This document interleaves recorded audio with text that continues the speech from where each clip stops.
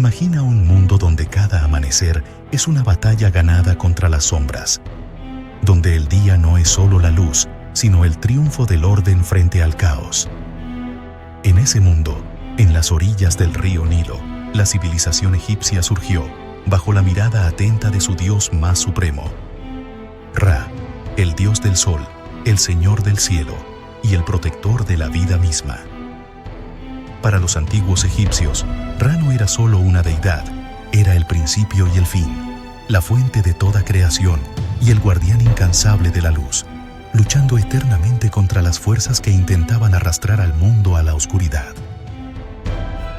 Desde los primeros tiempos de la historia, antes de que los faraones construyeran sus imponentes pirámides y antes de que los templos se erigieran en su honor, los egipcios contaban una historia que se repetía día tras día, noche tras noche.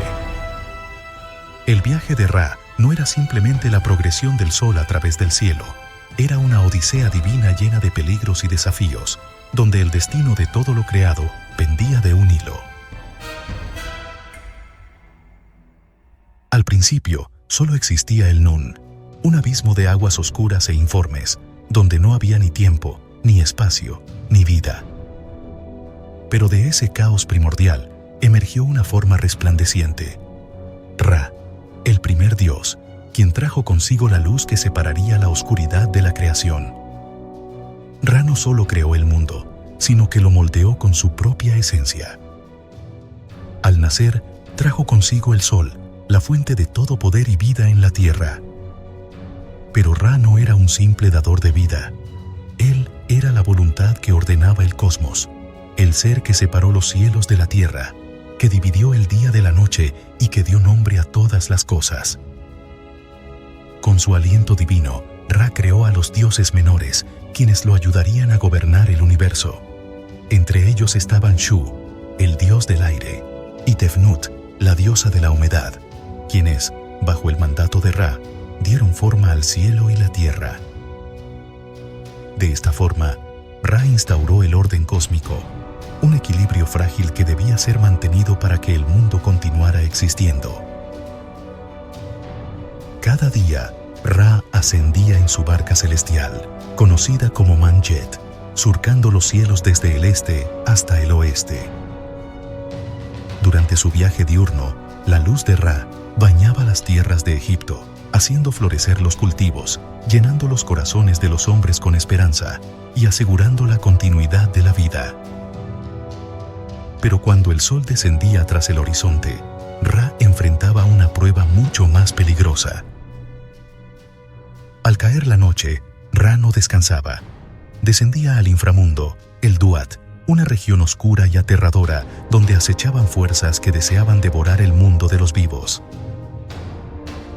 En su barca nocturna, la Mesektet, Ra navegaba por el inframundo, enfrentándose a monstruosidades indescriptibles, demonios del caos y, lo más temible de todo, la serpiente Apophis.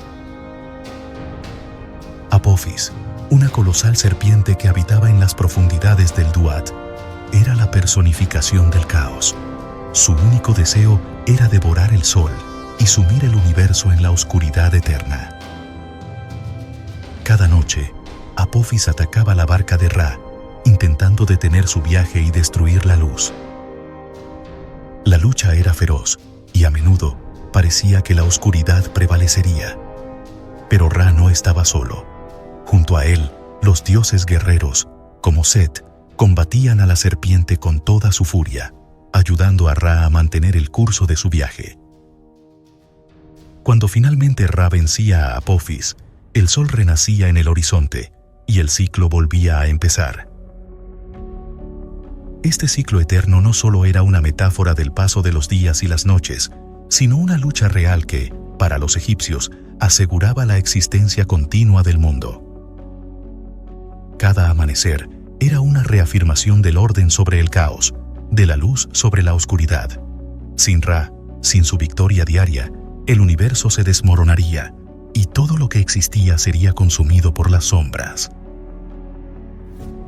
Ra no solo gobernaba el cielo y el inframundo, sino también la tierra. Los faraones, considerados dioses vivientes en la tierra, eran sus hijos directos. Se creía que el faraón era la manifestación de Ra en el mundo de los mortales, el intermediario entre los dioses y los hombres.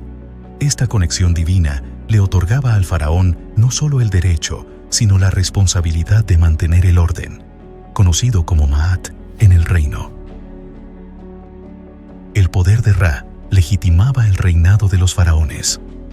Cada faraón ascendía al trono como el hijo de Ra, y al morir, esperaba unirse a su padre en el cielo, navegando junto a él en la barca solar por toda la eternidad. Las pirámides, esos monumentos colosales que aún se yerguen hoy como testigos silenciosos de una grandeza pasada, eran más que tumbas. Eran portales hacia el más allá, donde el faraón ascendía para reunirse con Ra y continuar su reinado. A lo largo del Nilo, en ciudades como Heliópolis, Ra fue adorado con una devoción que abarcaba siglos. Los templos construidos en su honor eran centros de poder, donde sacerdotes y seguidores realizaban complejos rituales para asegurarse de que Ra siguiera protegiendo el mundo. Entre estos rituales se encontraba la veneración diaria del sol, con oraciones y ofrendas para garantizar que Ra tuviera la fuerza necesaria para enfrentar las sombras del Duat. En el corazón de estos templos, los sacerdotes realizaban ceremonias que simbolizaban el viaje diario de Ra. Las ofrendas de incienso, comida y agua no eran solo gestos de devoción, sino que se creía que alimentaban a Ra y lo fortalecían en su lucha contra Apophis. La idea de que el dios del sol dependía del apoyo de sus seguidores reforzaba el sentido de comunidad y propósito entre los egipcios, quienes entendían que su existencia estaba intrínsecamente ligada al ciclo cósmico. Ra no solo era el protector de los vivos, sino también el juez de los muertos. En el Duat se decía que las almas de los difuntos eran guiadas ante Ra, quien decidía su destino final. En algunos textos funerarios, como el Libro de los Muertos, Ra aparece junto a Osiris, el dios de la resurrección, pesando el corazón de los difuntos en una balanza, donde el peso de sus actos era comparado con la pluma de Ma'at, la verdad y el orden. Aquellos cuyos corazones eran livianos y puros eran recibidos en el reino eterno de los bienaventurados, donde podían vivir para siempre bajo la luz de Ra. Pero aquellos cuyos corazones estaban cargados de maldad y caos eran condenados a ser devorados por Amit, una temible criatura parte cocodrilo, león y hipopótamo. El juicio de Ra no era solo sobre la vida pasada, sino sobre la capacidad de cada alma de contribuir al orden cósmico que él defendía. A lo largo de los siglos, Ra no permaneció como una entidad estática.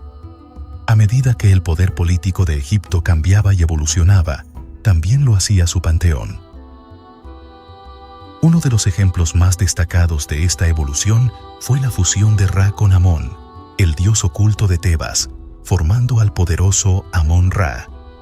Esta deidad combinaba el poder creador y solar de Ra con el misterioso y omnipresente poder de Amón, convirtiéndose en una de las figuras más importantes del panteón egipcio. Bajo el reinado de los faraones tebanos, Amón-Ra se convirtió en el dios principal de Egipto, adorado en todos los rincones del país. Su culto alcanzó tal poder que los sacerdotes de Amón-Ra en Tebas llegaron a ser tan influyentes como los propios faraones. Los templos de Karnak, dedicados a Amón-Ra, se expandieron hasta convertirse en los complejos religiosos más grandes del mundo antiguo. A pesar de que la civilización egipcia eventualmente cayó ante el avance de otras culturas, el legado de Ra perduró. Su simbolismo como el dios del sol y la luz, como el defensor del orden contra el caos, resonó en las culturas posteriores. Las imágenes de Ra, con su disco solar y su poderosa forma de halcón, continúan fascinando a los historiadores, arqueólogos y amantes de la mitología. Hoy en día, Ra sigue siendo un símbolo poderoso de la lucha eterna entre la luz y la oscuridad, entre el bien y el mal. Su historia nos recuerda que el equilibrio del universo es frágil, que la luz siempre debe ser defendida y que, al igual que Ra, Todos enfrentamos nuestras propias batallas diarias contra las sombras que amenazan con devorarnos.